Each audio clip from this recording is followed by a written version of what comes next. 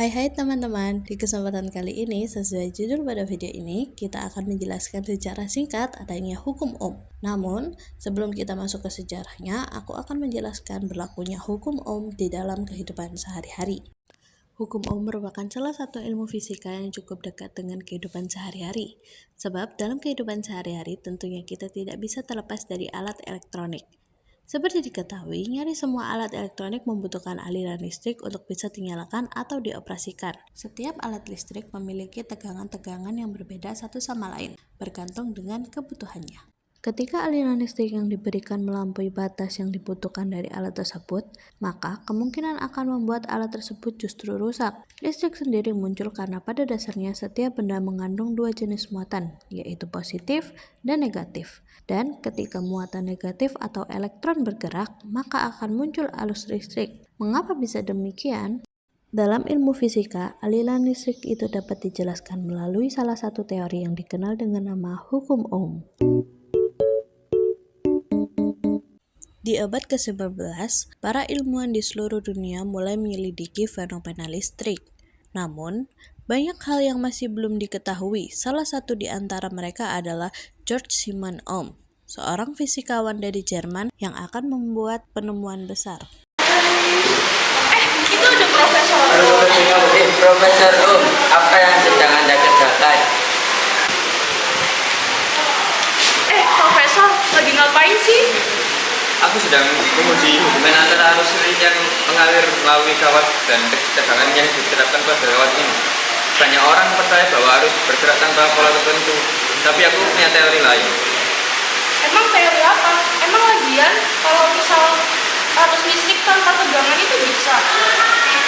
Benar, tapi aku ingin memahami lebih dalam. Aku curiga ada hubungan matematis antara arus tegangan dan hambatan dalam kawat ini. Mungkin terlihat sederhana, tapi memerlukan banyak eksperimen untuk membuktikannya. Semangat, Pak! George Siemens Ohm melakukan ratusan eksperimen, mencoba berbagai jenis material dan tegangan, serta mengukur arus yang dihasilkan. Selama percobaannya, Ohm menemukan sebuah pola yang menarik.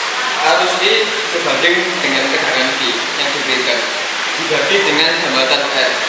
Ini bisa dirumuskan sebagai I sama dengan V per R.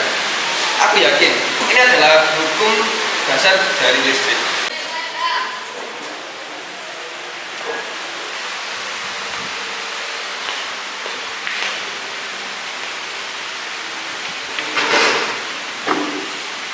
Penampilan telah menemukan hubungan matematis antara tegangan dan arus. Itu sulit dipercaya. Bagaimana Anda bisa begitu yakin? Aku telah melakukan eksperimen yang sama. Hasilnya semua data menunjukkan hal yang sama. Semakin besar tegangan, semakin besar arus. Tapi selalu dalam proporsi yang sama.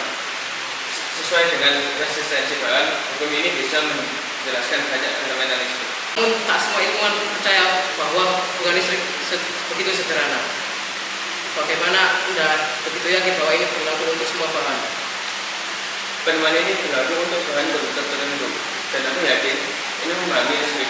Kita harus terus menyelidiki, tapi hukum ini adalah langkah besar. Penemuan Ohm tidak langsung diterima oleh komunitas ilmiah pada masanya. Banyak yang meragukan temuannya karena alat-alat pengukur yang ada saat itu belum cukup canggih.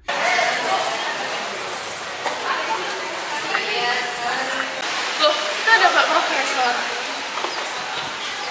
Pak, jangan sedih saja, Pak. Saya yakin pasti temuan Bapak suatu saat nanti akan dikenal sama masyarakat. Itu nanti bisa mengubah cara kita memahami arus listrik, loh. Semangat, Pak!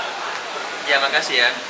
Bertahun-tahun kemudian, pada akhirnya, hukum Ohm diterima sebagai salah satu hukum dasar fisika listrik.